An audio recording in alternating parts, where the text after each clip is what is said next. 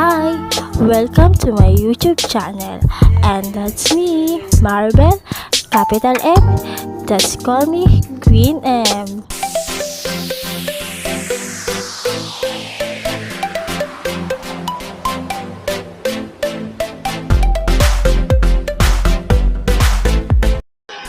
So ayun guys, sa una muna natin gagawin ay painitin ang kawali at lagay ang butter. Depende sa inyo kung gagayatin nyo or buo. Ang ginawa ko ay kinahit ko para madaling mahalo, at huwag kakalimutan guys, medium heat lang para hindi madaling masunog. Yan, pag hinalo nyo, hintayin nyo lang matunaw hanggang sa magkulay brown. Yan.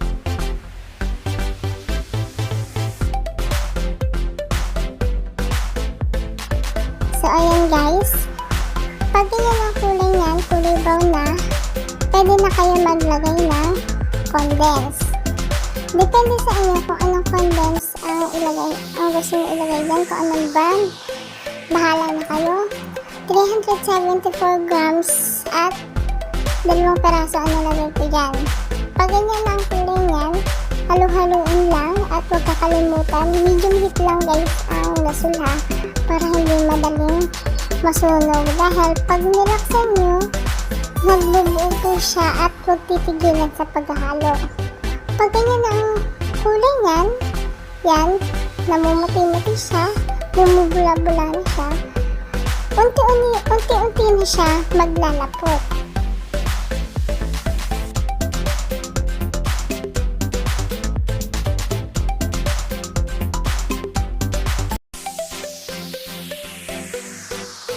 So yan na guys, nandito tayo sa exciting part at nakikita nyo naman kung ano lang itsura niya.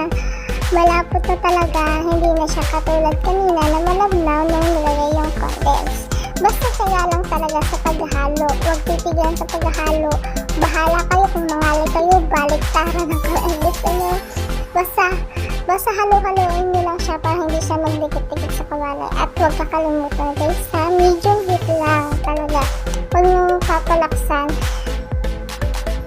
Pag ganyan ang itsura niyan guys, pwede na kayo maglagay ng egg yolk. At kapag nilagay na yung egg yolk, halo-haloin lang din katulad ng ginawa kanina. Huwag titigilin sa paghahalo at medium heat lang din ang gasol. 6 pieces na egg yolk ang nilagay ko dyan. Hinalo-halo ko mga 5 to 10 minutes. Yan, halo-halo lang.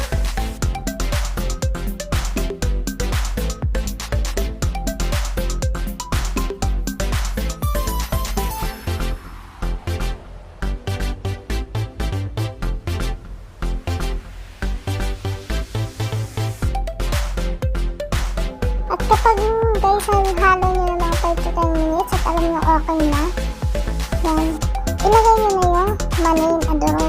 Yan. Hindi kompleto ang yema kung walang mani, diba? Alam nyo yan guys, pag talaga usapan yema, talagang merong mani. Yan. Halu-haluin lang din, pag titigilan sa paghahalo.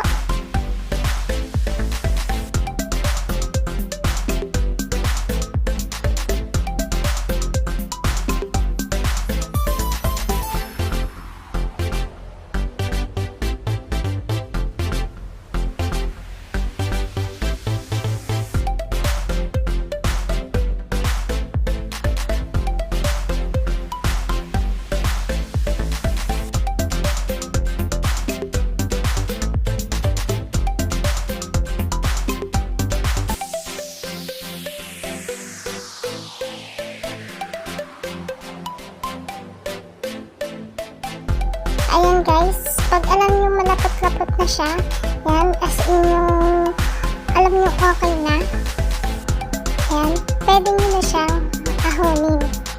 Yan, ang paglalagay nyo siya guys ay bubog, huwag yung plastic kasi mainit pa siya, baka kasi matunaw yung plastic yan.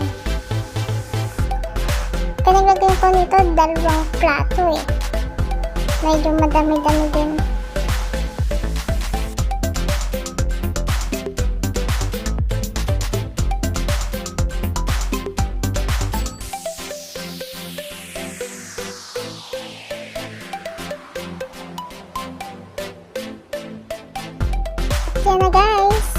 andito na tayo sa exciting part.